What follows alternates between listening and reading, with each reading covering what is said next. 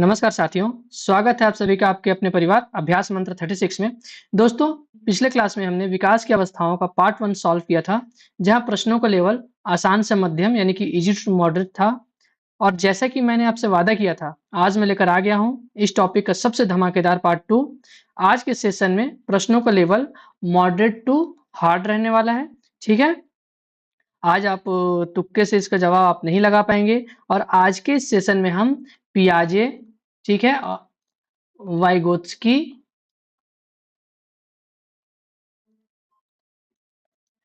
Kohlberg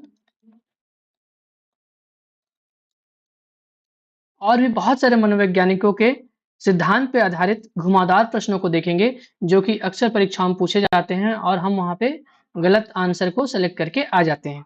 तो चलिए शुरू करते हैं बिना देरी किए हुए आज के सेशन को। आप अपने कॉपी पेन उठा लीजिए। चलिए देखते हैं आज के पहले प्रश्न को। और दोस्तों, आज का जो सेशन रहने वाला है, आज के इस सेशन से पता चलेगा कि आपका जो तैयारी का जो स्तर है, आप कितने पानी में हैं। ठीक है, कमेंट करके बताइएगा कि आपका जो है कितना प्रश्न इसमें सही हुआ है, कितना गलत हुआ है। बहुत सारे प्रश्न आप पहली बार देखेंगे और बहुत सारे वैज्ञानिकों के नाम आप पहली बार भी सुनने वाले हैं। चलिए देखते हैं आज का पहला प्रश्न। पहला कथन है कि पियाजे के अनुसार पूर्व संक्रियात्मक अवस्था में बच्चे संरक्षण का कार्य नहीं कर पाते हैं। ठीक है, कारण इस अवस्था में बच्चों में विकेंद्रीकरण और विलोमीयता का अभाव होता है। ठीक है, ऑप्शंस हैं ए और आर दोनों सत्य हैं तथा आर ए की सही व्याख्या है। ए और आर दोनों सत्य हैं परंतु आर सही व्याख्या नहीं है। ए सत्य है, आर असत्य है, या ए असत्य है या आर सत्य है। ठीक है, तो देखिए दोस्तों, ये तो आसान प्रश्न हुआ। चलिए, लेकिन बहुत सारे लोग इसको नहीं बना पा रहे होंगे। थोड़ा सा हम इसको और डिटेल में समझते हैं। देखिए, पूर्व संक्रियात्मक, पहली बात तो जीन पियाजे ने विकास की 4 अवस्थाएं बताई थी।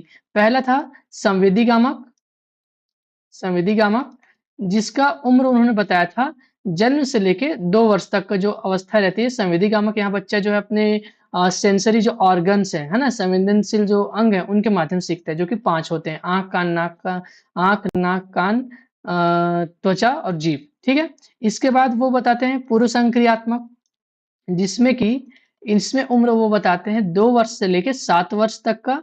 ठीक है, इसके बाद बताते हैं मूर्त संक्रियात्मक। इसमें उन्होंने जो उम्र बताया था वो था 7 से लेके 11 या कहीं-कहीं पे हमें 12 वर्ष देखने को मिलता है। और चौथा और आखिरी था अमूर्त यानी कि औपचारिक। ठीक है, इसका उन्होंने बताया था 11 या 12 वर्ष प्लस। ठीक है, इनसे जो बड़े रहते हैं वो अमूर्त या औपचारिक संक्रियात्मक अवस्था के अंतर्गत आते हैं।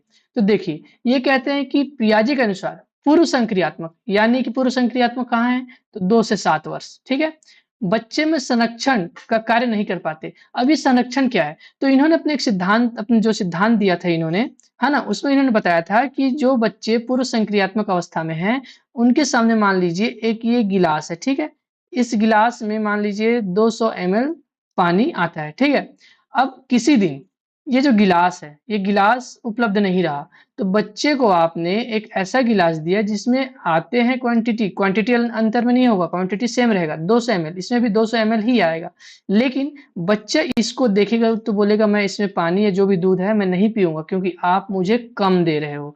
वो उसके मात्रा के ऊपर ध्यान नहीं देगा, वो देखेगा कि ये जो गिलास है वो ऊंचा, वो लंबा दिख रहा था, यानी कि ये बड़ा था, है ना, इसमें ज्यादा दूध आएगा, इसमें ज्यादा पानी आएगा। लेकिन आप ये जो गिलास में जो आप दे रहे हो उसको दूध या पानी, तो इसमें आप उसे कम दे रहे हो, क्योंकि बच्चा यहाँ पे उसके जो शेप है, जो आकार है, इसमें वो अंतर नहीं कर पा रहा है, बड़े छोटे में अंतर नहीं कर पा रहा है। इसी को कहते हैं संरक्षण, इसी को उन्होंने अपने सिद्धांत में संरक्षण का नाम दिया था। ठीक है, अब कारण कहते हैं कि इस अवस्था में बच्चों में विकेंद्रीयकरण और विलोमीयता का अभाव होता है। अब विकेंद्रीयकरण क्या होता है दोस्तों, यानी माफ कीजिएगा, विकेंद्रीकरण यानी कि जैसे मान लीजिए आपने बच्चे को एक फोन दिया। ठीक है, तो फोन में बहुत सारे फीचर्स होते हैं, आप किसी को कॉल कर सकते हैं, आप उससे फोटो खींच सकते हैं, है ना, आप उससे वीडियो रिकॉर्ड कर सकते हैं, और ये बहुत सारे फीचर्स रहते हैं। लेकिन बच्चा जो, या फिर गेम खेल सकते हैं, लेकिन बच्चा जो है इनमें से केवल एक ही किसी उसके फीचर्स को यूज करेगा। या तो फोटोज केवल खींचेगा, या तो वीडियोज केवल बनाएगा, या तो केवल गेम खेलते रहेगा। जैसे कि आजकल के बच्चे देख रहे होंगे आप लोग कि उनको फोन दे दीजिए तो केवल और केवल रील या शॉर्ट वीडियोज ही देखते हैं, बाकी उनको फोन में क्या है क्या फीचर्स नहीं है उससे उन्हें कुछ भी लेना देना नहीं रहता। तो इसी को उन्होंने नाम दिया था केंद्रीकरण, ठीक है? तो उनमें विकेंद्रीकरण यानी कि सारे गुणों को देखना, है ना? और विलोमीयता यानी कि अगर बच्चे को आपने मान लीजिए 2 धन 3 बराबर बताया कि बेटा 2 धन 3 बराबर 5 होता है और फिर आपने पूछा कि चलो अब तुम बताओ कि 3 धन 2 बराबर कितना होता है? तो बच्चा इसको नहीं बता पाएगा, इसका आंसर नहीं कर पाएगा, है ना? तो उसके अंदर विकेंद्रीकरण और विलोमीयता का अभाव है ना? ये उलट-पलट नहीं पा रहा है इन सब चीज़ों को, ठीक है? वो विकेंद्रीकरण नहीं कर पा रहे क्योंकि वो तो केंद्रीकरण में है ना अभी तो, वो तो केवल एक चीज़ पे केंद्रित है, तो इसका अभाव है। यानी कि इस प्रश्न का उत्तर हो जाएगा कि ए और आर जो है दोनों सत्य हैं और आर जो है वो ए की सही व्याख्या करता है। तो पहले प्रश्न का उत्तर हो जाएगा ऑप्शन ए। चलिए आगे बढ़ते हैं। देखिए पूर्व संक्रियात्मक अवस्था जो कि 2 से 7 वर्ष की रहती है और बच्चा केवल एक ही पहलू पर ध्यान केंद्रित कर पाता है, ठीक है? और विचारों को पलट नहीं सकता। इसी कारण वह संरक्षण भी नहीं कर पाता है। मैंने आपको संरक्षण क्या होता है वो भी बता दिया, ठीक है? और जो केंद्रीकरण है उसके बारे में मैंने आपको बता दिया। चलिए अगला प्रश्न देखते हैं। एक 15 वर्षीय किशोर यह मानता है कि हर कोई इसके पहनावे और व्यवहार को ही देख रहा है, ठीक है? तो डेविड एल्काइंड अभी एक नया नाम है दोस्तों, आपने अभी तक नहीं सुना होगा, बहुत लोग नहीं सुने होंगे, है ना? तो डेविड एल्काइंड के अनुसार यह किस प्रकार के किशोर अहंकारवाद को दर्शाता है, ठीक है? तो देखिए ऑप्शंस है व्यक्तिगत मिथक, है ना? काल्पनिक दर्शक, जीववाद, ये तो हमारे पियाजे जी के कॉन्सेप्ट से आया है ना? जहां उनके नाम है तुरंत टिक लगाना है। आत्मकेंद्रित वाक, ये तो हमारे वाइगोत्स्की जी के नाम से आया है ना? ये वाइगोत्स्की का है, निजी वाक प्राइवेट स्पीच, ठीक है? अब इसमें 2 नाम है इनके ये, लेकिन इस प्रश्न का जो उत्तर होगा, वो होगा काल्पनिक दर्शक। अब कैसे मैं थोड़ा आप सबको समझाता हूँ, ध्यान दीजिए। देखिए दोस्तों, आपको याद होगा जब आप टीनेज में थे, जब आप किशोरावस्था में थे, तो आप यदि घर का कुछ काम कर रहे हैं, ठीक है? मान लीजिए घर में आपका जी मान लीजिए घर है, ठीक है? थोड़ा समझिएगा मैं जो समझाना चाह रहा हूँ, ये आपका घर है, ठीक है? पहले के टाइम में क्या होता था, नल आता था। अभी बहुत सारे घरों में जो पानी की व्यवस्था है वो नल पे ही टिका हुआ है। तो बाहर में एक नल रहता था जिसमें सभी लोग आते थे और यहाँ पे पानी भर के ले जाते थे।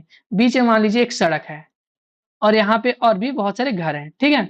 तो एक किशोरावस्था में जो एक बालक रहेगा, वो पानी जब लेने के लिए यहाँ निकलेगा ना, तो वो क्या सोचेगा, अरे यार मैं पानी लेके जा रहा हूँ, सब मुझे ही देख रहे हैं।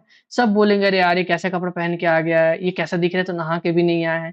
मतलब कि जो कुछ भी करेगा ना, तो वो ऐसा उसको कल्पना रहता है कि सब लोग उसे ही देख रहे हैं, सब लोग उसे ही नोटिस कर रहे हैं। और इसीलिए आपने देखा होगा जो किशोरावस्था में जो लोग होते हैं, या जो बच्चे होते हैं, वो घर के काम को करने में क्या करते हैं, उनको शर्म आती है ना? अक्सर आप देखे होंगे, आपके घर में जो बच्चे होंगे अगर किशोरावस्था में, तो उन्हें घर के काम या कुछ मिट्टी का काम हो गया, झाड़ू लगाना हो गया, ऐसे सारे कामों में उनको शर्म आता है। अगर उन्हें मान लीजिए आपने बाइक या स्कूटी की जगह साइकिल से आज भेज दिया कि काम करो बेटा, आप ना साइकिल से बाज़ार जाओ। तो साइकिल से जाने उन क्या सोचेंगे, जैसे हम लोग हो गए, मैं, आप, हम लोग हो गए, तो हम लोग साइकिल जाएँगे तो हमारे मन में वो चीज़ नहीं है क्योंकि हम मैच्योर हो चुके हैं, हम किशोरावस्था पार कर चुके हैं। लेकिन जो किशोर होंगे ना, वो ये सोचेंगे, अरे यार मैं ना कल बाइक से गया था मार्केट, आज साइकिल से जाऊँगा ना, सब लोग देखेंगे, सब हँसेंगे, लोग मेरे बारे में क्या सोचेंगे?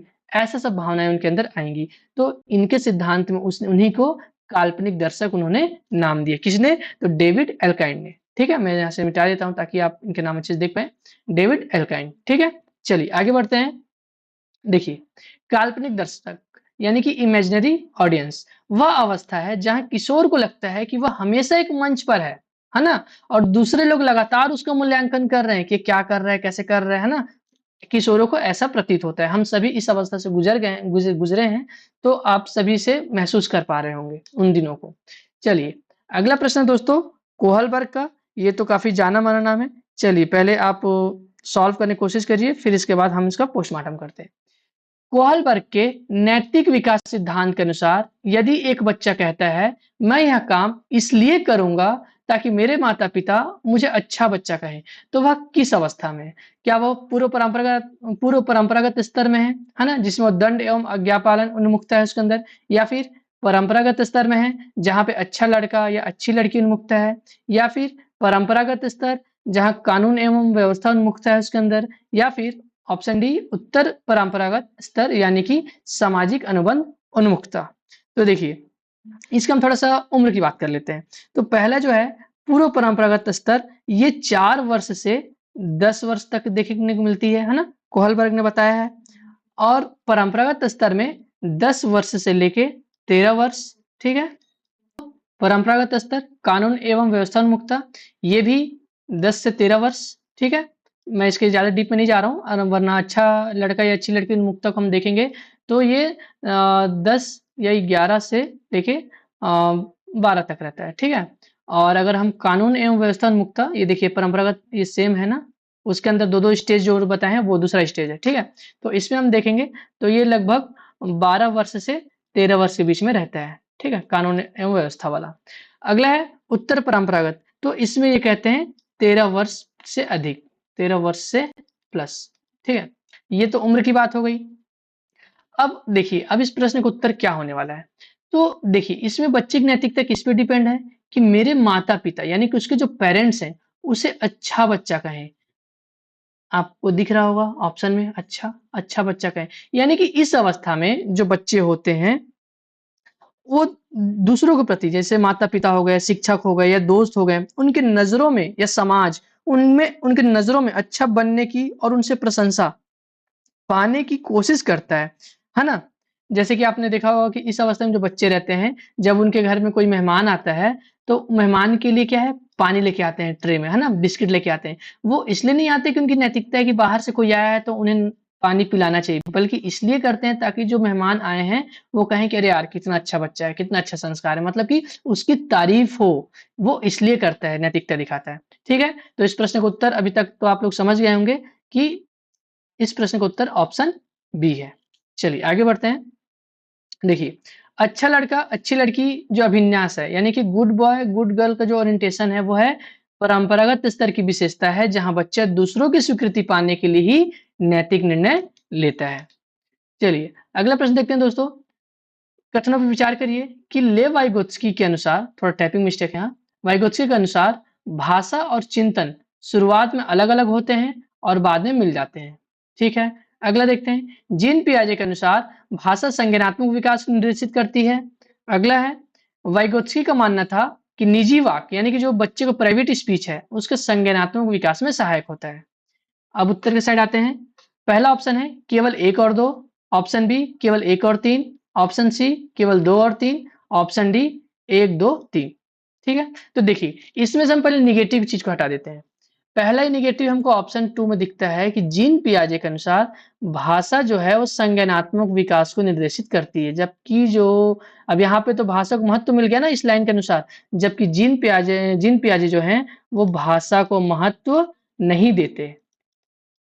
भाषा को महत्व जीन पियाजे नहीं देते, यानी कि जो सेकंड ऑप्शन है वो तो कट हो जाएगा। अब यहाँ पे 2 चीज़ बोनस जानकारी मैं आप लोगों को बताना चाहूँगा कि वाइगोत्स्की जो हैं, वाइगोत्स्की के अनुसार ये कहते हैं कि बच्चे के अंदर सबसे पहले भाषा आएगी, ठीक है? उसके बाद उसका विकास होगा, उसके अंदर विकास होगा या उसके अंदर जो है विचार उत्पन्न होंगे, है ना? या उसका संज्ञानात्मक विकास होगा। लेकिन जीन पियाजे इसके एकदम उल्टे हैं। वो क्या कहते हैं कि नहीं, बच्चे के अंदर पहले विचार आएगा, यानी कि बच्चे का पहले संज्ञानात्मक विकास हो जाएगा, फिर उस आधार पे वो जो है वो भाषा सीखेगा। ये प्रश्न पूछा जा चुका है, सीटेट में 2 बार आ चुका है कि जीन पियाजे के अकॉर्डिंग पहले भाषा है आती है कि विचार, है ना? तो आपको ध्यान रखना है कि जीन पियाजे जो हैं वो पहले विचार को मानते हैं कि बच्चे के मन मस्तिष्क में पहले विचार आएगा, उसके बाद भाषा, ठीक है? और ये वाइगोत्स्की का है, ठीक है दोस्तों? और एक चीज़ याद और रखिएगा कि जीन पियाजे भाषा को महत्वपूर्ण नहीं मानते, ठीक है? चलिए, तो अब तो इस प्रश्न का उत्तर आप लोग समझ गए होंगे कि इस प्रश्न का उत्तर है ऑप्शन बी, जिसमें केवल 1 और 3 जो है वो सही है, ठीक है? चलिए, देखिए पियाजे मानते थे कि संज्ञानात्मक विकास पहले होता है, यानी कि बच्चे के अंदर पहले विचार आएगा, ठीक है? और वह भाषा को निर्देशित करती है। इसके बाद बच्चे के अंदर क्या आएगा? भाषा, है ना? जबकि वाइगोत्स्की इसके एकदम उल्टे हैं। वो बोलते थे कि बच्चे के अंदर पहले संज्ञानात्मक विकास यानी कि बच्चे के अंदर पहले विचार सॉरी माफ करिएगा, बच्चे के अंदर पहले भाषा, है ना? ये देखिए भाषा, उसके बाद संज्ञानात्मक विकास को निर्देशित करती है, यानी कि उसके बाद क्या आएगा? विचार आएगा उसके अंदर, ठीक है? इसीलिए दूसरा जो कथन है वो गलत है, ठीक है? चलिए आगे बढ़ते हैं। देखिए फिर एक नया नाम आपको देखने को मिल रहा होगा, जेम्स मार्सिया के पहचान की स्थिति के सिद्धांत के अनुसार यदि एक किशोर बिना किसी खोज, है ना? बिना किसी एक्सप्लोर किए ही अपने माता-पिता द्वारा चुने गए करियर को अपना लेता है तो वह किस स्थिति में है? पहचान उपलब्धि, पहचान निलंबन, पहचान मोचन यानी कि पहचान प्रतिबंध जिसको हम आइडेंटिटी फोरक्लोजर, ठीक है? या पहचान भ्रांति। तो देखिए, आप थोड़ा समझिए, आप इन ये सब इनका जेम्स मार्शिक सिद्धांत मैं पढ़ने के लिए नहीं कह रहा हूँ, लेकिन ये ट्रिकी क्वेश्चन है, आप इसको बिना पढ़े बना सकते हैं। देखिए, यदि कोई बच्चा, अगर उसके माता-पिता ने कहा कि बेटा आपको ना एक काम करिए, आप शिक्षक बन जाइए, ठीक है? बहुत सारे लोग अभी इस लाइन में जो जुड़े हैं ना, वो अपने माता-पिता या परिवार की वजह से ही जुड़े हुए हैं, है ना? तो देखिए, उनके माता-पिता ने कहा कि बेटा आप शिक्षक बन जाइए और जबकि बच्चे का क्या मन था? बच्चे का मन था कि वो कोई होटल चलाए, ठीक है? मेरी बात समझिएगा। होटल चलाए, वहाँ का मैनेजमेंट करे और माता-पिता के बोलने की वजह से वो शिक्षक बनने की लाइन में आ गए। बीएड, डीएड कर लिया, सीजीटेट, सीटेट वगैरह वो क्वालीफाई कर लिया, वो शिक्षक भर्ती की तैयारी कर रहा है। लेकिन उसका जो स्वयं का मन था, जो स्वयं को पहचान बनाना था, वो होटल का था ना, वो होटल बनाना चाहता था। लेकिन माता-पिता के कहने की वजह से वो शिक्षक बन गया। यानी कि उसकी जो आइडेंटिटी है, उसका फोरक्लोजर हो गया ना। जैसे कि ये लोन बैंक वाले काफ़ी इसको यूज़ करते हैं, इस फोरक्लोजर को। यानी कि शुरू होते ही खत्म हो गया। बच्चे का पहचान बनने से पहले ही खत्म हो गया, उसका आइडेंटिटी फोरक्लोजर हो गया। ठीक है? तो इस प्रश्न का उत्तर भी ऑप्शन सी है, आइडेंटिटी फोरक्लोजर यानी कि पहचान मोचन या प्रतिबंध। इंग्लिश में ध्यान रखिएगा, हिंदी में बहुत सारे उपनाम हमें देखने को मिलते हैं। देखिए, जब बिना किसी संकट या बिना किसी खोज के ही दूसरों, उसे माता-पिता के स्थान पे शिक्षक, दोस्त कोई भी हो सकते हैं, ठीक है? उनके मूल्यों या विकल्पों को स्वीकार कर लिया जाता है, तो उसे आइडेंटिटी फोरक्लोजर कहा जाता है। यानी कि बच्चे का जो पहचान है, वो बनने से पहले क्या हो गया? फोरक्लोज हो गया, पहले ही बंद हो गया। चलिए, अगला प्रश्न है, बाल्यावस्था को सिगमंड फ्रायड ने सुप्तावस्था कहा है, ठीक है? कारण क्या दिया इन्होंने कि इस अवस्था में जो कामुक ऊर्जा होती है वो शांत हो जाती है और बच्चा अपना ध्यान जो है सामाजिक और बौद्धिक कौशल सीखने में लगाता है। तो देखिए, जाहिर सी बात है, जो बाल्यावस्था है,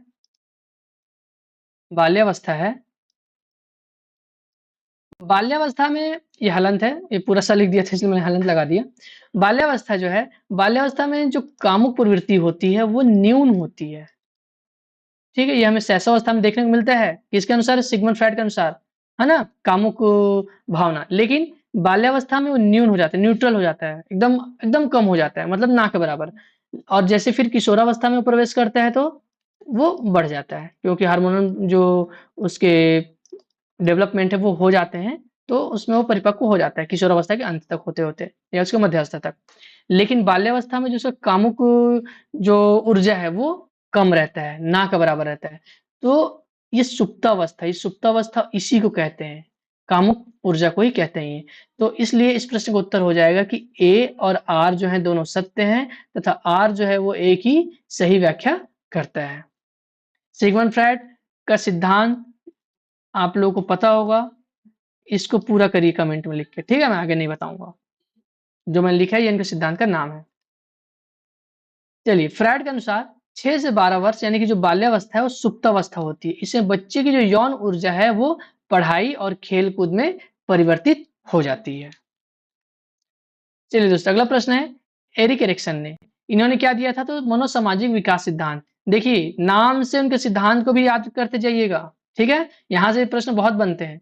एरिक एरिक्सन के मनोसामाजिक विकास सिद्धांत में जो बाल्यावस्था है, उसका मुख्य संकट क्या है?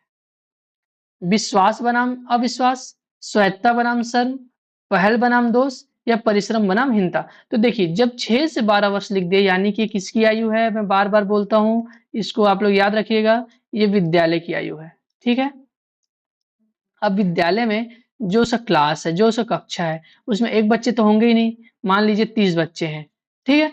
तो वो 30 में टॉप करने के लिए, ठीक है? मतलब कि उसमें अग्रणी बनने के लिए, सबसे अच्छा होशियार बनने के लिए, सबको पता चले कि मैं कितनी तेज़ हूँ या कितना तेज़ हूँ पढ़ने में, वो परिश्रम करता है, ठीक है? अब यदि वो परिश्रम में नाकाम होता है ना? तो उसके अंदर हीनता की भावना आ जाती है, ठीक है? तो इसलिए इस प्रश्न का उत्तर हो जाएगा ऑप्शन डी, परिश्रम बनाम हीनता। बाकी हम एरिक एरिक्सन के मनोसामाजिक विकास सिद्धांत का थ्योरी लाने वाले हैं, जो काफ़ी डिटेल में रहेगा, तो आप उस वीडियो को देखिएगा। ऑप्शन डी, स्कूल जाने की उम्र 6 से 12 वर्ष में बच्चा जो है नए कौशल सीखता है। यदि वह सफल होता है तो उसमें परिश्रम का भाव आता है ना? और यदि असफल हो गया तो उसमें हीनता का भाव आता है एरिक्सन के अनुसार। ठीक है? चलिए। अगला प्रश्न है, वाइगोत्स्की सिद्धांत में समीपस्थ विकास का जो क्षेत्र है जेडपीडी, इसको कहते हैं हम zone of proximal development. Zone of proximal development, ठीक है। से क्या तात्पर्य है?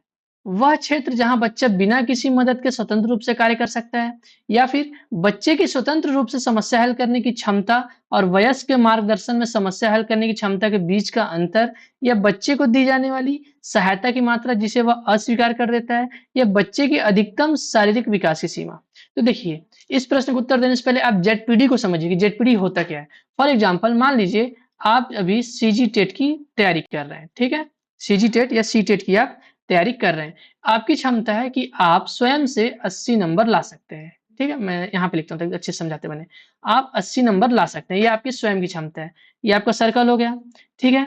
लेकिन आप मान लीजिए किसी यूट्यूब से पढ़ रहे हैं, है ना?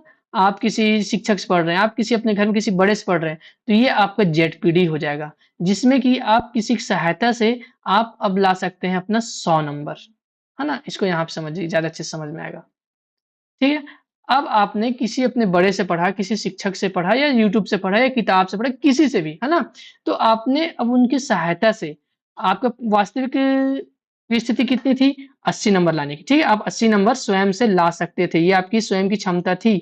लेकिन जब आपने किसी बड़े का, किसी और का सहारा, किसी और से मदद आपने लिया, तो अब आप कितना नंबर ला रहे हैं? तो आप 100 नंबर ला रहे हैं। इसी को कहते हैं ज़ोन ऑफ प्रॉक्सिमल डेवलपमेंट, ये ज़ोन ऑफ प्रॉक्सिमल डेवलपमेंट है। और इसकी जो सीढ़ी, जो ब्रिज का जो काम करता है दोस्तों, इसी को इन्होंने ताड़, है ना? या फिर मचान, मचान और इंग्लिश में कहें तो स्कैफोल्डिंग का नाम दिया, यानी कि अस्थायी जो मदद है। अब भाई, आप किसी से मदद ले रहे हैं, तो आप तभी तक लेंगे ना जब तक कि आप रिजल्ट एग्जाम दे ना लें। एग्जाम देने के बाद थोड़ी उससे मदद लेते रहेंगे। ठीक है? तो ये आपका ज़ोन ऑफ प्रॉक्सिमल डेवलपमेंट है, और जो आपका ये जो ब्रिज क्रिएट हुआ, है ना? किसके द्वारा? अच्छा, जो आपको शिक्षा दे रहा है, जो आपको पढ़ा रहा है, उसको भी इन्होंने नाम दिया। उसको नाम दिया एमकेओ, जो जिससे आप सीख रहे हैं, जो आपको पढ़ा रहा है, जो आपको ज़ोन ऑफ प्रॉक्सिमल डेवलपमेंट में जो आपको गाइड कर रहे हैं, वो आपका एमकेओ है, more knowledgeable others. I think O का फुल फॉर्म यही होगा, ठीक है? ओ का थोड़ा ध्यान नहीं आ रहा है, लेकिन मोर नॉलेजेबल है, ओ का अदर ही होना चाहिए। आप लोग थोड़ा देख लीजिएगा उसको, ठीक है? और ये जो बीच का जो गैप है, जो वास्तविक विकास है उसका, और ये जो जेडपीडी के बाद जो विकास है, ये इसको ज़ोन ऑफ प्रॉक्सिमल डेवलपमेंट है, और इसमें जो ब्रिज का काम कर रहा है, जो पुल का काम कर रहा है, ठीक है? वो उसको हम मचान कहते हैं, और ये अस्थायी होता है, ठीक है? मदद।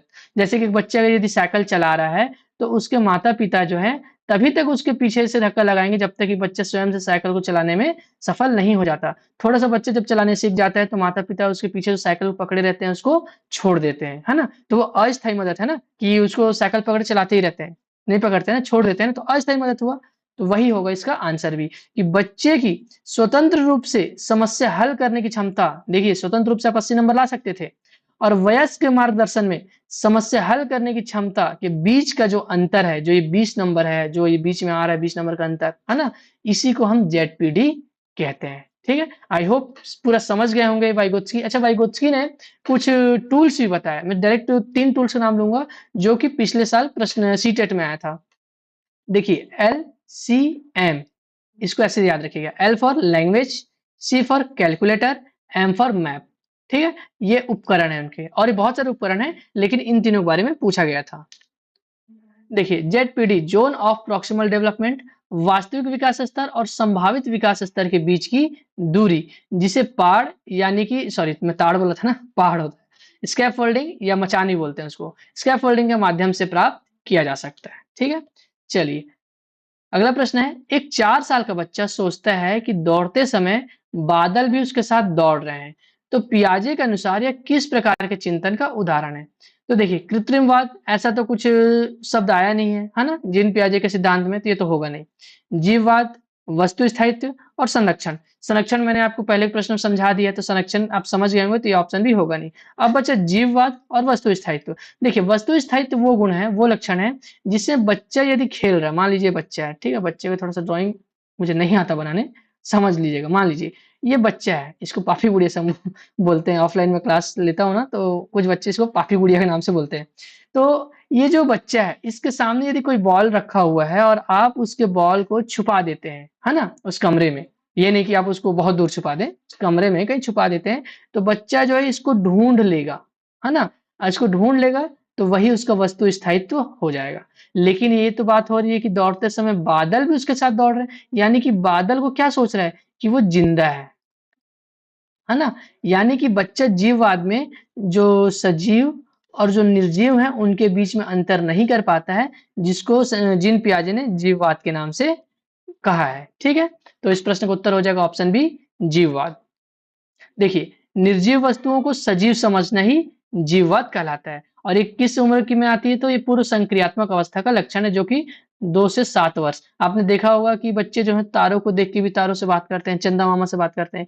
और आपने ये भी देखा होगा, यदि बच्चे को मान लीजिए किसी टेबल से चोट लग जाए, ठीक है, और आप उसको बोले कि रुको मैं इसको पीट देता हूँ, मैं इसको मार देता हूँ, और आप उसको हाथ से मार देते हैं, पीट देते हैं, तो बच्चा चुप हो जाता है। उसको ये लगता है कि आपने टेबल को मार दिया, टेबल भी रो रहा है, यानी टेबल को वो निर्जीव और सजीव में अंतर वो स्थापित नहीं कर पाते हैं।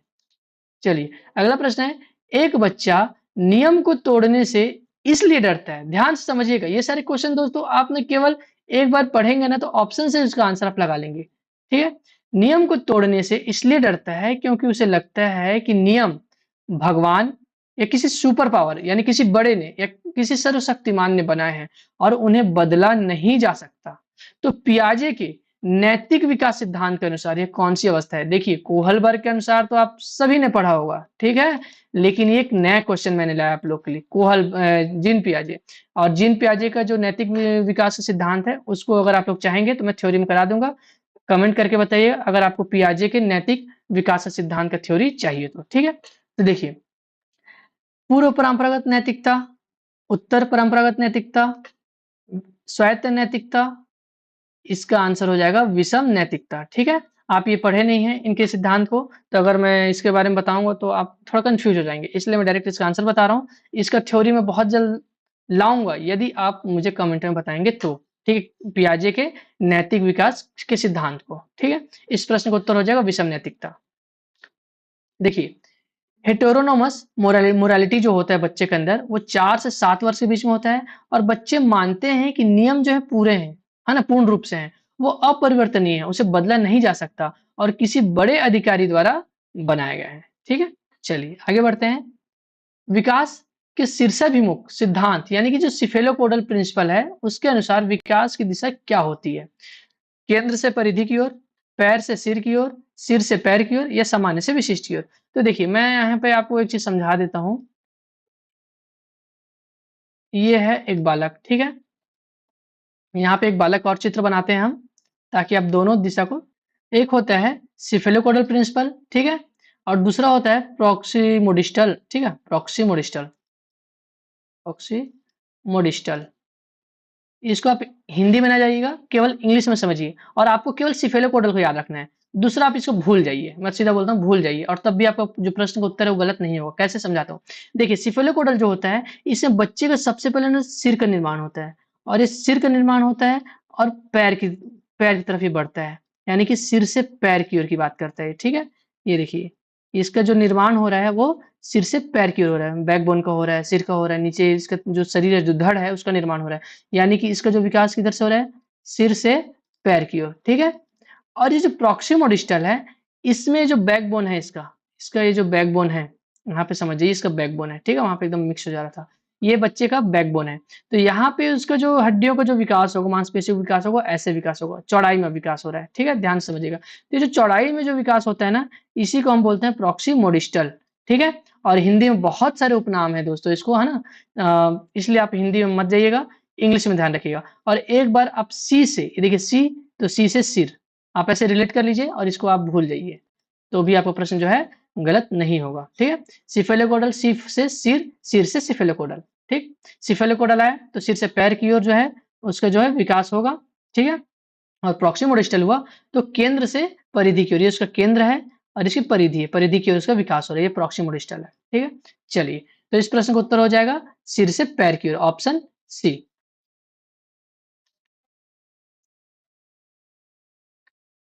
अगला प्रश्न है, कथन है कि किशोरावस्था को तूफान और संघर्ष की अवस्था कहा जाता है। हाँ भाई, बिल्कुल कहा जाता है। कारण दिया गया है कि इस दौरान होने वाले तीव्र शारीरिक और हार्मोनल परिवर्तनों के कारण जो है किशोर सामाजिक और संवेगात्मक रूप से अस्थिर हो जाते हैं।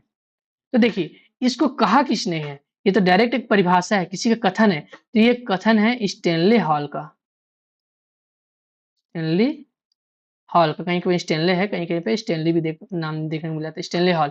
और इनको किशोरावस्था का जनक भी कहा जाता है। एडोलेंस साइंस नामक इन्होंने बुक भी लिखा था। ठीक है, इसको आप ध्यान रखिएगा। तो देखिए, उसका जो वजह है, किशोरावस्था में जो शारीरिक परिवर्तन होते हैं वो काफी तीव्र होते हैं, है ना। इनके अंदर जो भावना ग्रंथि होती है, एक ओडिपस, इसका भी जिक्र कर लेते हैं, ओडिपस और इलेक्ट्रा। तो देखिए, जो इलेक्ट्रा ग्रंथि है ये होती है लड़कियों के अंदर, गर्ल्स में, और ओडिपस होता है बॉयज में। तो ये ना मैच्योर हो जाता है किशोरावस्था में आके, जिसकी वजह से हम विषम लिंगी के प्रति आकर्षित होते हैं।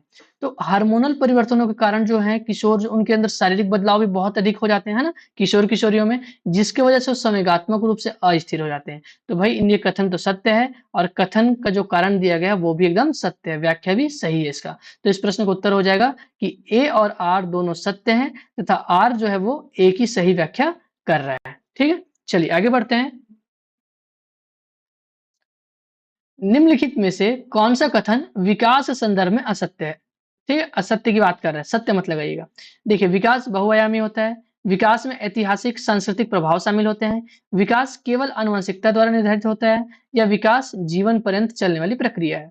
तो देखिए दोस्तों, आपको पता है कि अगर हमारा शारीरिक विकास, ठीक है, या फिर हमारा मानसिक विकास, या फिर हमारा सामाजिक विकास, या फिर हमारा संवेगात्मक विकास, या फिर भाषाई विकास, बहुत सारे बहुआयामी होते हैं ना विकास। तो इनमें से यदि किसी का भी अगर 100% विकास नहीं हुआ, सामान्यतः उसका विकास नहीं हुआ जो सामान्यतः होता है औसतन, तो वो बाकी सारी चीजों को भी प्रभावित करता है। यदि शारीरिक नहीं होगा तो आपके अंदर जो मानसिक है, जो कॉन्फिडेंस लेवल है, उतना आपको देखने को नहीं मिलेगा।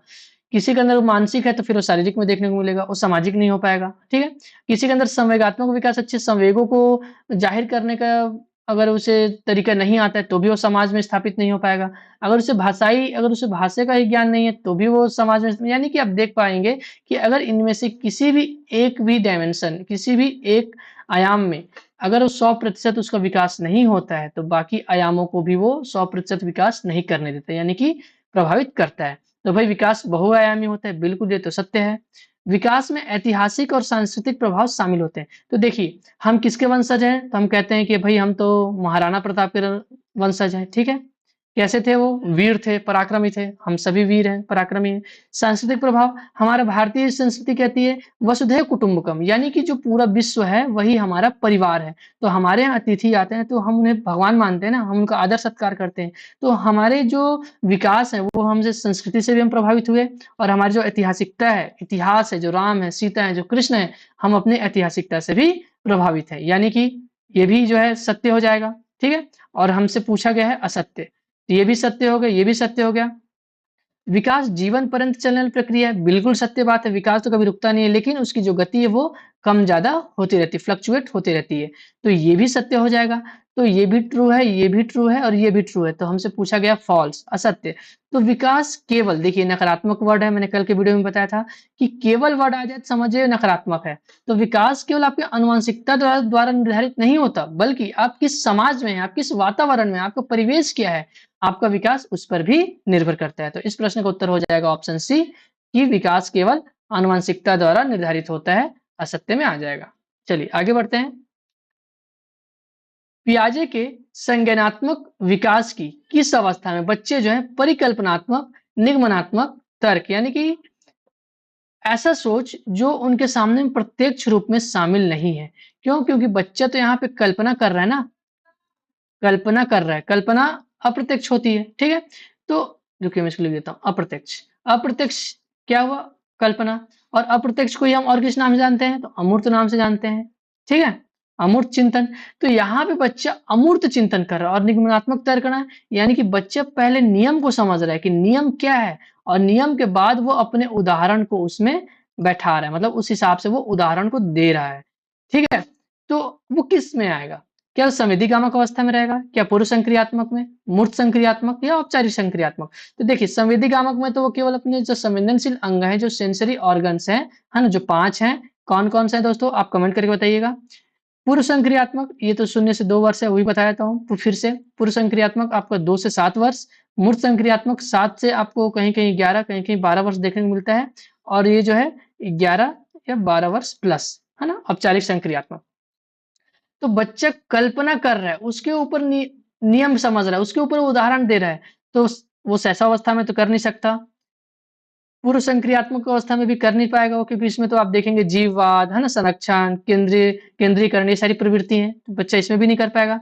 मूर्त संक्रियात्मक चिंतन तो करेगा, लेकिन केवल और केवल प्रत्यक्ष वस्तुओं के प्रति। यदि प्रत्यक्ष रूप से कुछ है उसके सामने, तो वो उसको हल कर लेगा। जैसे मान लीजिए आपने बच्चे को 2+2 दिया, तो ये प्रत्यक्ष है उसका आंसर, तो बच्चा इसका आंसर कर लेगा, है ना, 2 × 2 = 4। लेकिन यदि आपने उसे कोई बॉड मास का कोई सवाल दे दिया, तो बच्चा इसको जो है हल नहीं कर पाएगा, क्योंकि उसको तो नियम नहीं पता ना।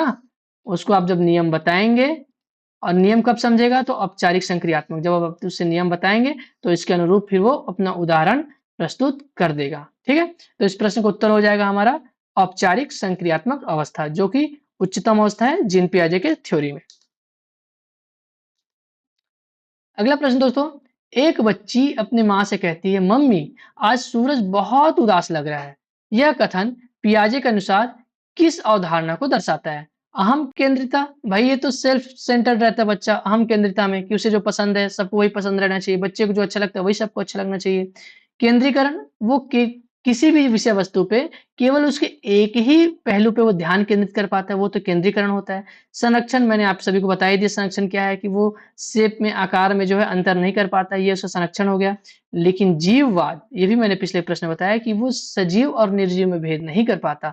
और यहाँ पे ये कह रही है बच्ची कि सूरज आज बहुत उदास लग रहा है, और भाई सूरज को भी उसने क्या मान लिया कि सूरज भी क्या है? सजीव है ना? तो इसलिए जीन पियाजे के अकॉर्डिंग हमारे इस प्रश्न का उत्तर हो जाएगा ऑप्शन बी, जीववाद।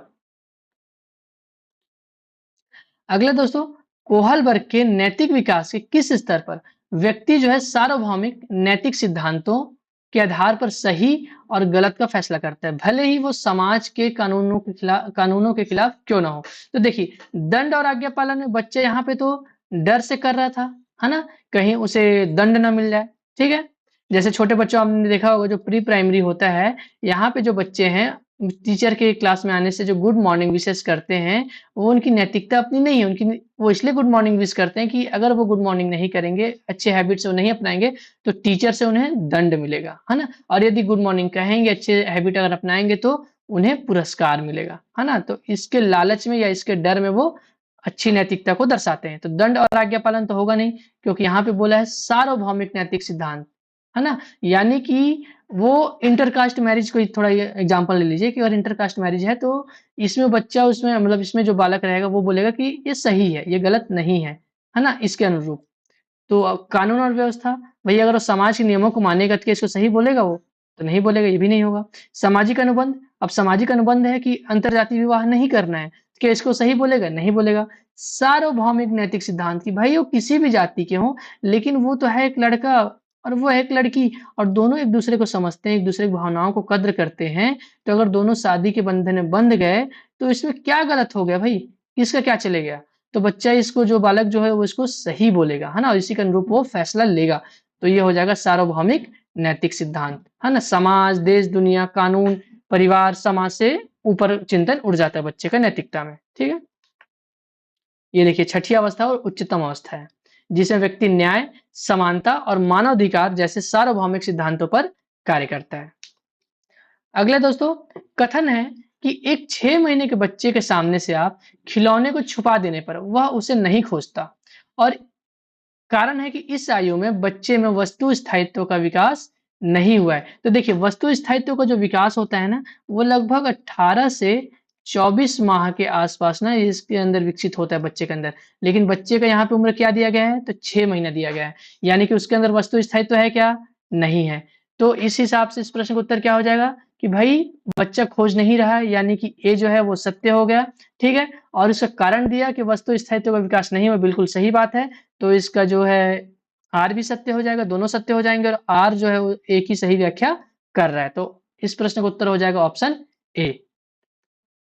देख लीजिए, वस्तु स्थायित्व जो है संवेदी गामक अवस्था के अंत यानी कि लगभग 18 से 24 महीने में पूरी तरह विकसित होता है, जो कि हमने देखा ना जन्म से 2 वर्ष, है ना। तो 18 ये संवेदी गामक की बात हो रही है, उसी की बात हो रही है ना, जो 0 से 2 वर्ष पूरी तरह विकसित होता है 18 से 24 महीने। इसको ध्यान रखिएगा, ये पूछा जा चुका है।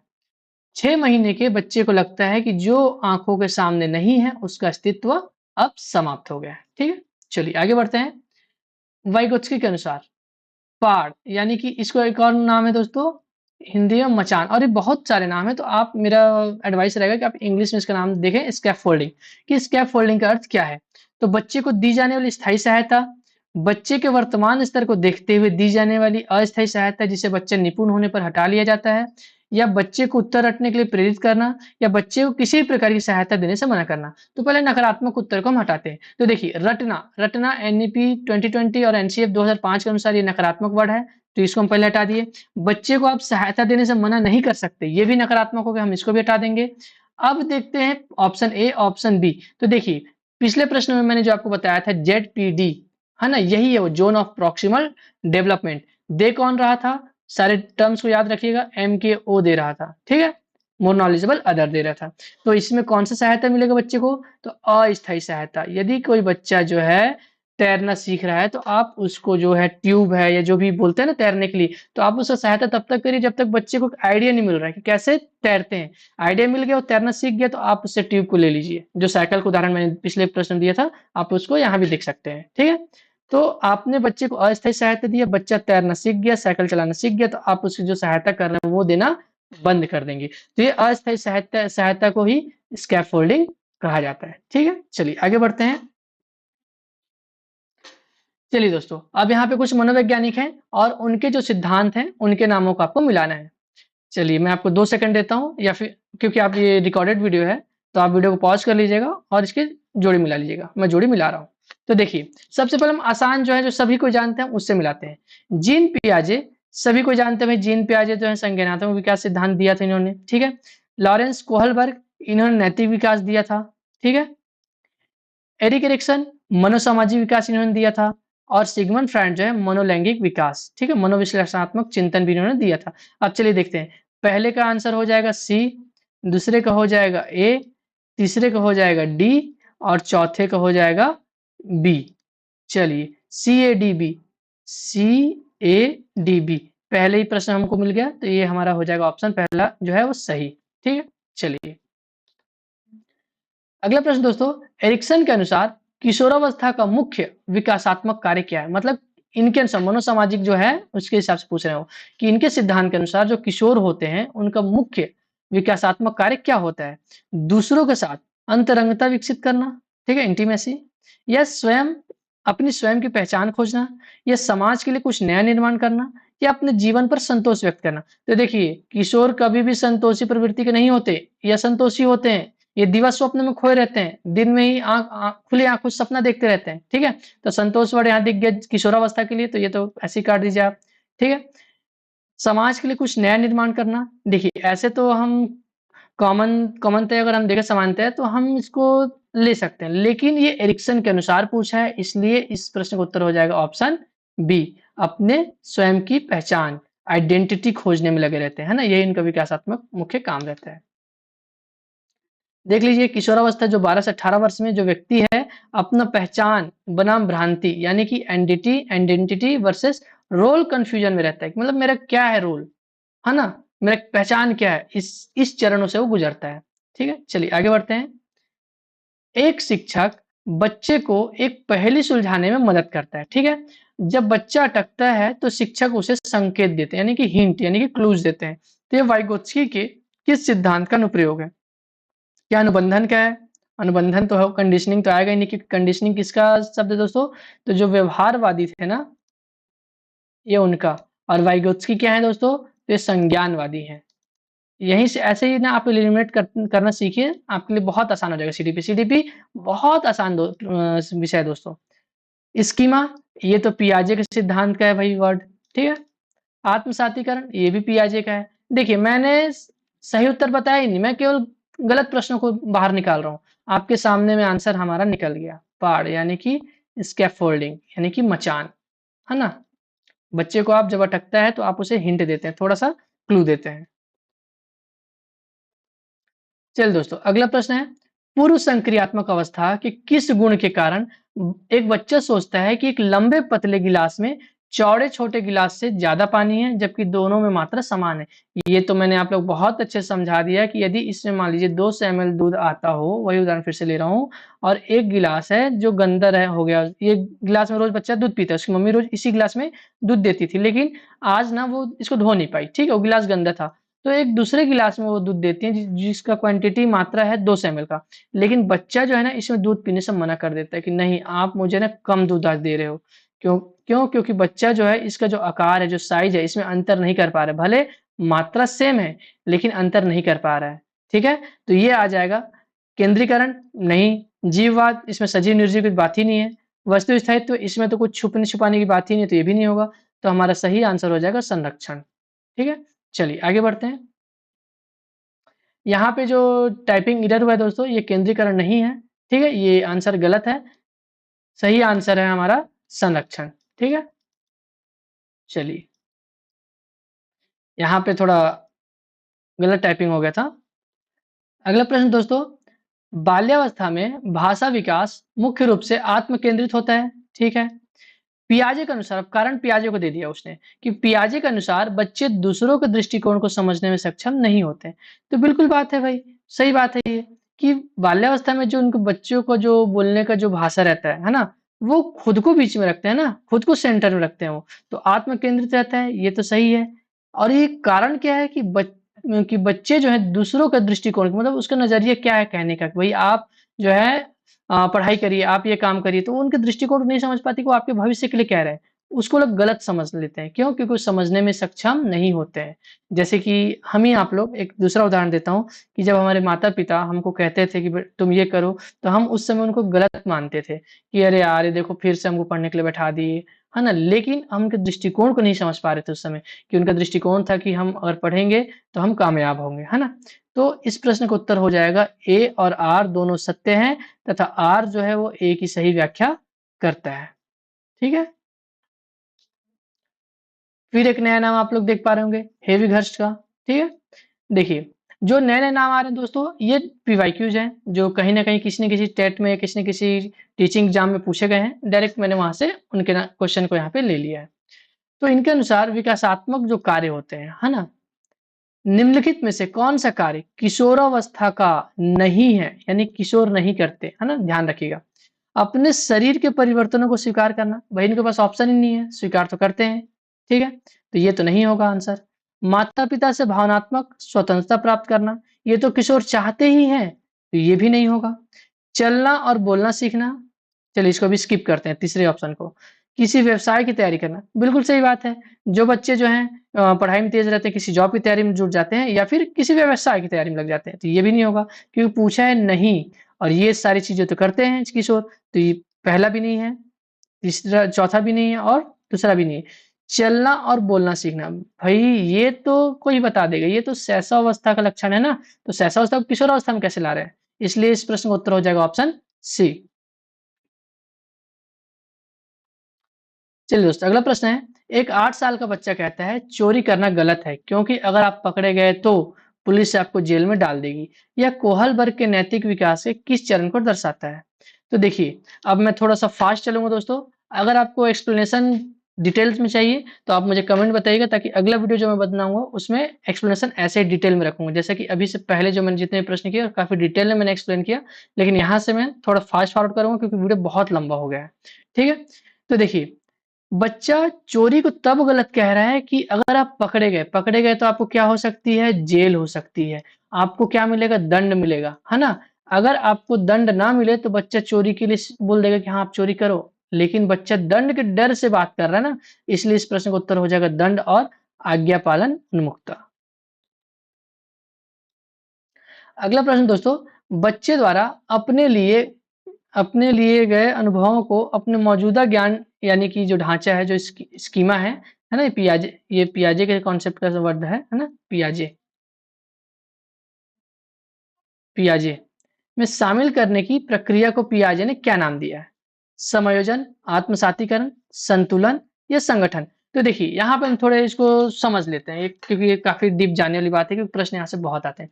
तो देखिए जैसे कि एक बच्चा है वो ये जानता है कि ये एक कुत्ता है, ठीक है? वो उसने घर में एक ऐसा जानवर देखा, है ना? एक ऐसा जानवर देखा,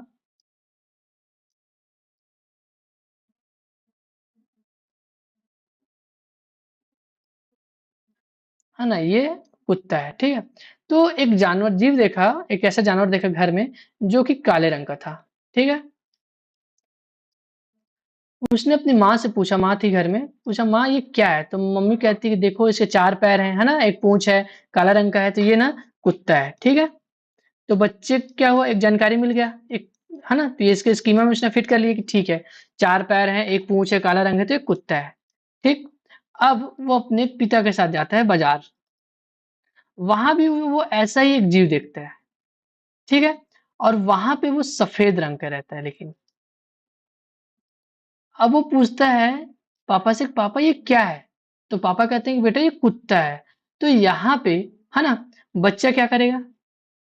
उस जीव को भी कुत्ता माना क्योंकि माँ ने उसे कुत्ता कहा था कि ये काले रंग का जो कुत्ता है और इस सफेद को देख के भी उसने मान लिया कि ये कुत्ता है। यानी कि उसने मौजूदा जो ज्ञान था उसमें इसने ब्लैक रंग की बात हो रही ना तो इस रंग में एक नए रंग की एक नई जानकारी क्या कर ली उसने जोड़ ली। नहीं भाई सफेद रंग का कुत्ता भी होता है तो ये उसका हो जाएगा आत्मसातीकरण एसिमुलेशन। ठीक है समायोजन को भी समझ जाइए यहीं पे। अगर मान लीजिए यहाँ पे डॉग के जगह पे कोई कैट आ जाती ठीक है और वो ब्लैक कलर की रहती और बच्चे देख के बोलते कि पापा ये देखो कुत्ता तो उसके पापा बोलते कि नहीं बेटा ये ना कैट है ये ना बिल्ली है ये म्याऊं म्याऊं करती है ठीक है म्याऊं म्याऊं करती है। तो यहाँ पे वो बच्चा क्या करता कि अरे भाई हर काला जो जीव है जिसके 4 पैर हो एक पूंछ हो वो कुत्ता नहीं होता बल्कि वो बिल्ली भी हो सकती है। यानी कि एक नया वर्ड एक नया जानकारी इसने जोड़ लिया कैट का। तो नया जानकारी और पुराने पुराने जानकारी में कुत्ता की जगह पे उसने कैट को ऐड किया ना भाई है ना चेंज किया ना उससे इंटरेक्शन किया ना। तो जब वो चेंज करेगा तब उसका एकमेंडेशन होगा। लेकिन अगर वो एज इट इज केवल उसमें क्या कर लेता है जोड़ लेता है पूर्व ज्ञान में नवीन ज्ञान को जोड़ लेता है तो यहाँ बिना किसी बदलाव किए बिना किसी परिवर्तन किए तो आत्मसातीकरण मतलब यानी कि आत्मसात कर लेता है तो वो एसिमुलेशन। ठीक है इस प्रश्न का उत्तर ऑप्शन बी है एसिमुलेशन।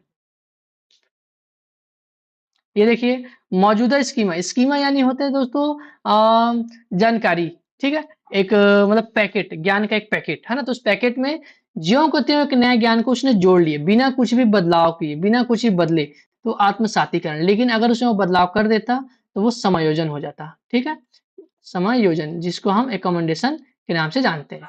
चलिए आगे बढ़ते हैं।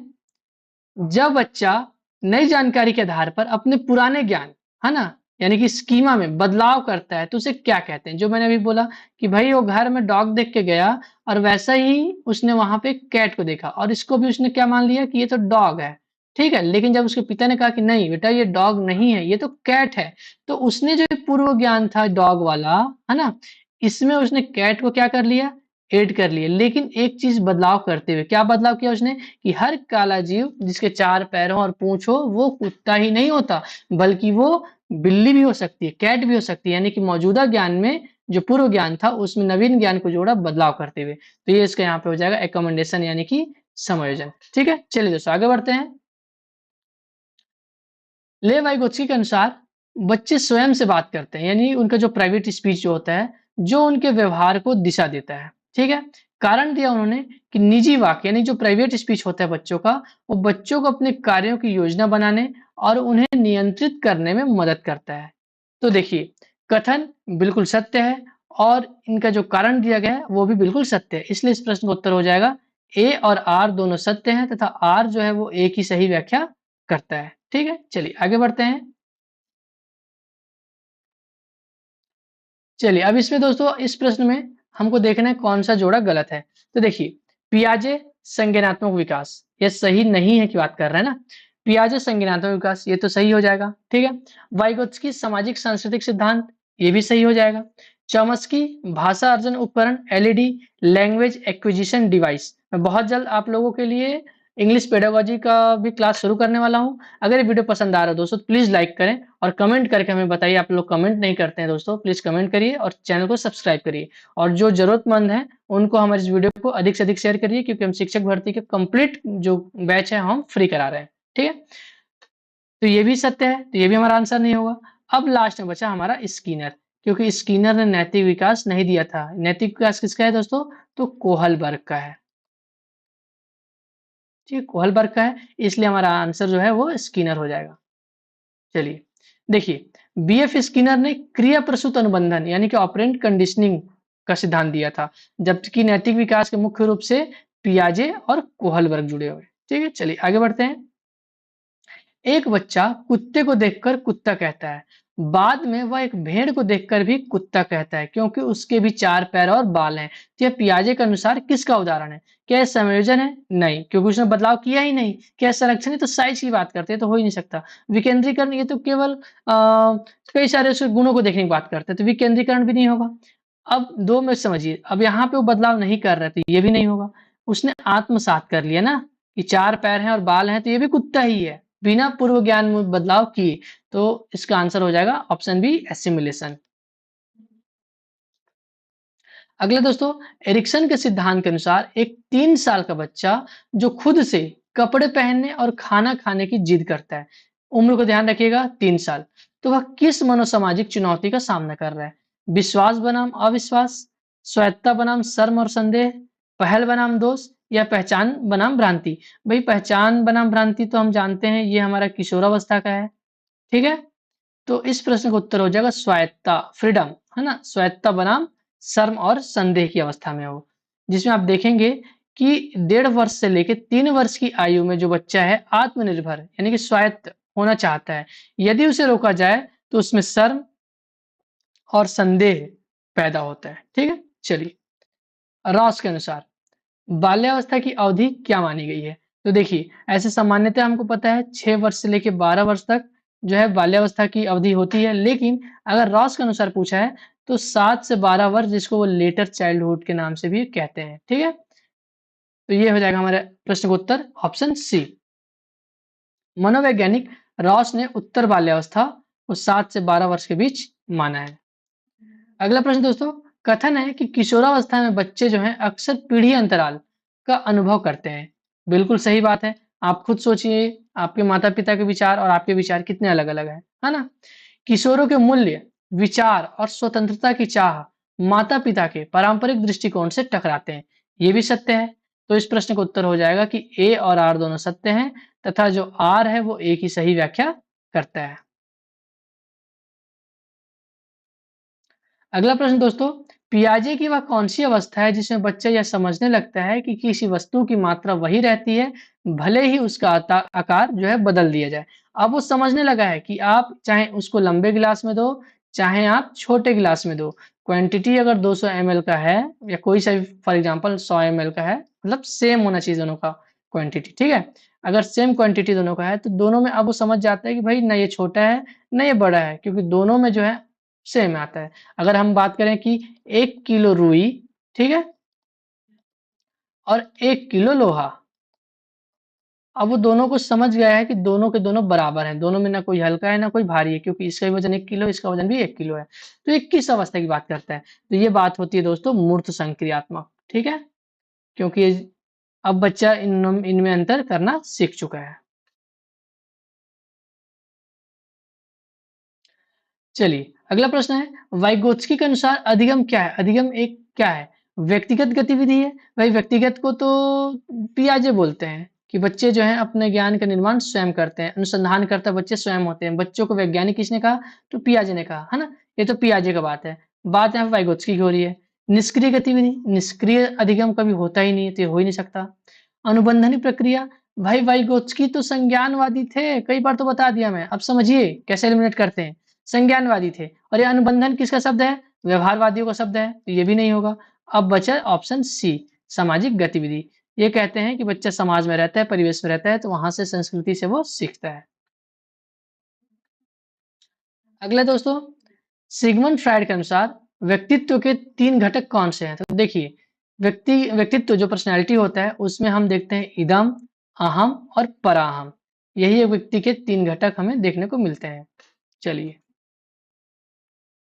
आगे बढ़ते हैं। एक बच्चा जो है छुप-छुप कर मिठाई खाने से रुक जाता है क्योंकि उसे डर है कि उसकी माँ उसे मारेगी। तो फ्रायड के अनुसार, कोहलबर्ग के अनुसार मत बताइएगा, फ्रायड के अनुसार बच्चे के व्यक्तित्व का कौन-सा हिस्सा उसे रोक रहा है? लिबिडो, अहम या इदम? तो आप देखेंगे इसमें पराहम जो है बच्चे को खाने से रोक रहा है। पराहम होता क्या है? तो देखिए पराहम जो है नैतिकता और सामाजिक नियमों का प्रतिनिधित्व करता है जो गलत काम करने से रोकता है। ठीक है? चलिए अगला प्रश्न दोस्तों, कथन है कि पियाजे का मानना था कि बच्चों के विचार जो हैं वयस्कों से केवल मात्रा में भिन्न होते हैं, प्रकार में नहीं। कारण है कि बच्चे वयस्कों की तरह ही सोचते हैं लेकिन उनके पास जानकारी कम होती है। तो देखिए पहली बात तो ये कथन गलत है और इसका जो रीजन दिया कारण ये भी गलत है। पियाजे का मानना था कि यदि कोई वयस्क है, यहाँ पे समझिएगा एकदम क्रिस्टल क्लियर हो जाएगा। वयस्क है और उसके दिमाग में यदि 100 बातें चल रही हैं और एक बच्चा है तो बच्चे के मन में के दिमाग मस्तिष्क में भी 100 बातें ही चलेंगी, यानी कि मात्रात्मक रूप से सेम। ठीक है? अब देखिए मात्रा दोनों का सेम है, केवल गुण का अंतर आएगा। कैसे गुण का अंतर आएगा? क्योंकि ये जो वयस्क है ये अपने परिवार को कैसे चलाऊँ, बच्चों को पालन-पोषण कैसे करूँ, है ना? इन सब चीज़ों को लेके सोच रहा है वो। ऐसी 100 बातें हैं और ये बच्चा जो है ये शक्तिमान को लेके सोच रहा है। इसके मन में भी 100 बातें हैं, लेकिन ये सोच रहा है शक्तिमान कैसे उड़ रहा है? डोरेमोन आज डोरेमी को केक खिला पाएगा कि नहीं खिला पाएगा, है ना? नोबिता और शिज़ुका का क्या होगा? शिज़ुका नोबिता के बिना कैसे रहेगी? है ना? मतलब इस टाइप का चीज़। तो मात्रात्मक रूप से अंतर आता है लेकिन सॉरी गुणात्मक रूप से, है ना? गुणात्मक रूप से अंतर आता है लेकिन मात्रात्मक रूप से आप देख पा रहे होंगे सेम। ठीक? तो यहाँ पे कथन ही गलत हो गया और कारण भी गलत हो गया। इसलिए हम बोलेंगे इसमें कि ए और आर जो है दोनों के दोनों असत्य हैं। ठीक है? Option D. अगला प्रश्न दोस्तों, कोहलबर्ग के सिद्धांत की एक प्रमुख आलोचना जो है कैरोल गिलिगिन, इनका नाम याद रखिएगा, पूछा हुआ है कि किसने आलोचना किया था। तो कैरोल गिलिगिन ने किस आधार पे की थी? ये भी पूछा जा चुका है, बहुत फेमस क्वेश्चन है ये। ऑप्शन है यह सिद्धांत बहुत पुराना है या फिर इससे महिलाओं के नैतिक दृष्टिकोण जिसमें देखभाल की नैतिकता रहती है ना, उसकी उपेक्षा की गई है और यह पुरुषों के न्याय के दृष्टिकोण पर अधिक झुका हुआ है, या इसमें बच्चों पर प्रयोग नहीं किए गए थे, या यह सिद्धांत केवल संज्ञानात्मक विकास पर केंद्रित है। तो देखिए ये केवल संज्ञानात्मक विकास पर नहीं, व्यवहारवाद पे भी आधारित है। ऑप्शन डी काट दिया हमने। यह सिद्धांत बहुत पुराना है, इस आधार पर आलोचना ये तो होगा नहीं, हो तो समकालीन थी उनकी। पहला ये भी हट गया। इससे बच्चों पर प्रयोग नहीं किए गए थे, भाई बच्चों पे ही प्रयोग किए गए थे, तो ये भी हट जाएगा। अब ऑप्शन बचा बी। अब देखिए कोहालबर्ग ने जो प्रयोग किया था केवल और केवल लड़के थे, उनके समूह में लड़कियां थी ही नहीं, है ना? तो इस आधार पर उन्होंने कहा कि भाई जो महिलाएं होती हैं उनका जो नैतिकता होता है वो देखभाल केयर उसके ऊपर रहता है, जबकि जो पुरुष रहते हैं वो न्याय के ऊपर में अपना जो है नैतिकता दिखाते हैं। देखिए कैरोल गिलगिल ने तर्क दिया कि कोहलबर्ग का जो सिद्धांत है वो पुरुष पूर्वाग्रह से ग्रसित है, क्योंकि महिलाओं की जो नैतिकता होती है वो देखभाल और रिश्तों को ज्यादा अच्छे से समझती हैं, है ना, जबकि पुरुष जो है केवल सत्य को समझ के नैतिकता दिखाते हैं। अगला दोस्तों, ये तो खैर आप लोग एकदम बना ही पाएंगे कि क्रो एवं क्रो के अनुसार 20वीं शताब्दी किसकी शताब्दी है? तो इन्होंने कहा था बालक की। ठीक है, चलिए आगे बढ़ते हैं। विकास का समीप दूराभिमुख सिद्धांत, प्रॉक्सिमल प्रॉक्सिमोडिस्टल प्रिंसिपल, ये तो मैंने आप लोग बता दिया कि प्रॉक्सिमोडिस्टल जो होता है वो केंद्र से परिधि की ओर, जो बैकबोन है ना, उससे केंद्र से परिधि की ओर, तो शरीर के केंद्र से बाहर परिधि की ओर विकास, तो ऑप्शन बी। अगला दोस्तों, किशोरावस्था में व्यक्तिगत मिथिक विकसित होता है जिसमें किशोर खुद को अद्वितीय मानते हैं। भाई हर किशोर अपने आप को यूनिक मानता है कि मैं इकलौता हूं, मेरे जैसा कोई नहीं है ना। बाल्यावस्था में विलोमीयता का गुण विकसित हो जाता है। बिल्कुल सही है। तो इस प्रश्न का उत्तर हो जाएगा एक और दो दोनों जो क्या है वो सही है। इस प्रश्न का उत्तर सी। अगला दोस्तों, पियाजे के अनुसार अप्रत्यक्ष अनुकरण किस अवस्था की विशेषता है? तो देखिए यहाँ पे अनुकरण आ गया ना, तो आप इसी से ही लगा सकते हैं। ये है हमारा संवेदीगामक अवस्था, है ना, उसको कोई बताता नहीं कि तुम ऐसा करो, जो वयस्क है वो अपना काम करते रहता है। उसकी माँ जो है, मान लीजिए उसकी माँ का हम उदाहरण देते हैं, उसकी माँ जो है आग पे खाना बना रही है ना? खाना तो आग से ही बनेगा ना? तो आग पे खाना बना रही है, तो वो उसको बता नहीं रही है, लेकिन बच्चा जो है अप्रत्यक्ष रूप से देख रहा है ना? और उनका अनुकरण करके आग में जाएगा, उँगली को जला लेगा और फिर शांत बैठ जाएगा। तो ये संवेदीगामक अवस्था का गुण है। अगला दोस्तों, एक शिक्षक ने देखा कि कक्षा 6वीं की एक छात्रा अपने सहपाठियों से बहुत प्रतिस्पर्धा करती है और हमेशा कक्षा में प्रथम आना चाहती है। तो एरिक्सन के अनुसार यह किस अवस्था का लक्षण है? क्या यह पहचान बनाम भ्रांति है, पहल बनाम दोष है, परिश्रम बनाम हीनता है या स्वायत्ता बनाम शर्म है? तो स्वायत्ता बनाम ये तो आप जानते हैं, ये हमारा बाल्यावस्था की बात हो रही है, ठीक है? पहचान बनाम ये हमारी किशोरावस्था की बात हो रही है, लेकिन परिश्रम बनाम हीनता, यदि वो सफल हो गई तो उसे उत्साह मिलेगा, लेकिन अगर वो सफल नहीं होगी तो उसके अंदर हीनता की भावना जागृत होगी। तो ये हो जाएगा हमारा ऑप्शन सी, ठीक है।